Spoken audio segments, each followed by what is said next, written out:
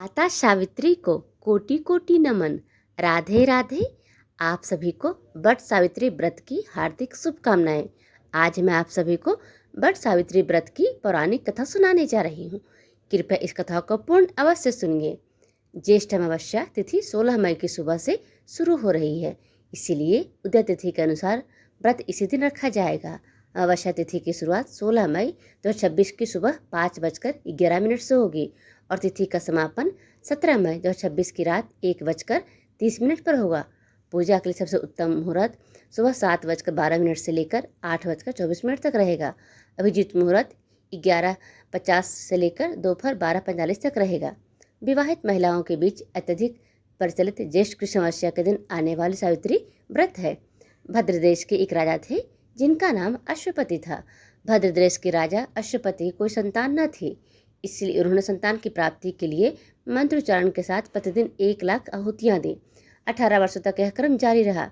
इसके बाद सावित्री देवी ने प्रकट होकर वर दिया कि राजन, तुझे एक तेजस्वी कन्या पैदा होगी। सावित्री देवी की कृपा से जन्म लेने के कारण से कन्या का नाम सावित्री रखा गया। कन्या बड़ी होकर बेहद रूपवान हुई। योग्य वर न मिलने की वजह से सावित्री के पिता दुखी थे। उन्होंने कन्या को स्वयंवर तलाशने भेजा। सावित्री तपोवन में भटकने लगी। वहाँ शाल देश के राजा तुतमिसेन रहते थे, क्योंकि उनका राज्य किसी ने छीन लिया था।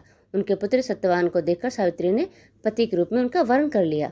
ऋषिराज नारद को जब पता चली तो यह राजा अश्वपति के पास पहुंचे और कहा कि हे राजन, यह क्या कर रहे हैं आप? सत्यवान गुणवान है, धर्मात्मा है और बलवान भी है, पर उसकी आयु बहुत छोटी है, वह अल्पायु है। 1 वर्ष के बाद ही उसकी मृत्यु हो जाएगी। ऋषिराज नारद की बात सुनकर राजा अश्वपति घोर चिंता में डूब गए। सावित्री ने उसके कारण पूछा तो राजा ने कहा, पुत्री, तुम्हें जिस राजकुमार को अपने वर के रूप में चुना है वह अल्पायु है, तुम्हें किसी और को अपना जीवन साथी बनाना चाहिए। इस पर सावित्री ने कहा कि पिताजी, आर्य कन्याएं अपने पति को एक ही बार वरण करती हैं, राजा एक ही बार आज्ञा देता है और पंडित एक ही बार प्रतिज्ञा करते हैं और कन्यादान भी एक ही बार किया जाता है। सावित्री हट करने लगी और बोली, मैं सत्यवान से विवाह करूंगी। राजा अश्वपति ने सावित्री का विवाह सत्यवान से कर दिया। सावित्री अपने ससुराल पहुंचते ही सास ससुर की सेवा करने लगी। समय बीतता चला गया। नारद मुनि ने सावित्री को पहले ही सत्यवान की मृत्यु के दिन के बारे में बता दिया था। वह दिन जैसे से करीब आने लगा, सावित्री अधीर होने लगी। उन्होंने 3 दिन पहले से ही उपवास शुरू कर दिया। नारद मुनि द्वारा कथित निश्चित तिथि पर पितरों का पूजन किया। हर दिन की तरह सत्यवान उस दिन भी लकड़ी काटने जंगल चले गए। साथ में सावित्री भी गई। जंगल में पहुंचकर सत्यवान लकड़ी काटने के लिए एक पेड़ पर चढ़ गए। तभी उनके सिर में तेज दर्द होने लगा। दर्द से व्याकुल सत्यवान पेड़ से नीचे उतर गए। सावित्री अपना भविष्य समझ गई। सत्यवान के सिर को गोद में रखकर सावित्री सत्यवान का सिर सहलाने लगी। तभी वहाँ यमराज आते दिखे। यमराज अपने साथ सत्यवान को ले जाने लगे। सावित्री भी उनके पीछे पीछे चल पड़ी।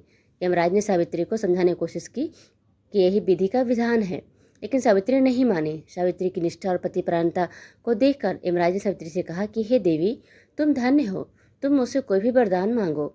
सावित्री ने कहा कि मेरे सास ससुर वनवासी और अंधे हैं, उन्हें आप दिव्य ज्योति प्रदान करें। यमराज ने कहा, ऐसा ही होगा, जाओ अब लौट जाओ। लेकिन सावित्री अपने पति सत्यवान के पीछे पीछे चलती रही। यमराज ने कहा कि देवी, तुम वापस जाओ। सावित्री ने कहा, भगवान, मुझे अपने पतिदेव के पीछे पीछे चलने का कोई परेशानी नहीं है, पति के पीछे चलना मेरा कर्तव्य है। यह सुनकर उन्होंने फिर से उसे एक और वर मांगने के लिए कहा।